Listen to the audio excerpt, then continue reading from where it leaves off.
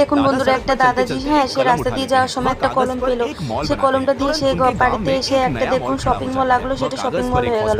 ঠিক আছে, সে একটা হসপিটাল লাগলো, সেটা সে তাদের গ্রামে একটা হসপিটাল হয়ে গেল। সে একটা এয়ারপোর্ট আগলো, তাদের গ্রামের মধ্যে একটা এয়ারপোর্টও হয়ে গেল। ঠিক আছে, এটা দেখে সবাই অবাক হয়ে গেল।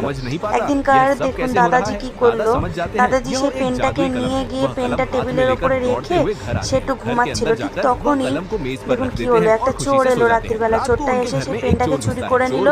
চুরি করে নিয়ে গিয়ে সে তার ঘরে গিয়ে একটা সুন্দর মহিলা ছবি আঁকলো এবং সঙ্গে সঙ্গে সেই মহিলাটা হয়ে গেল।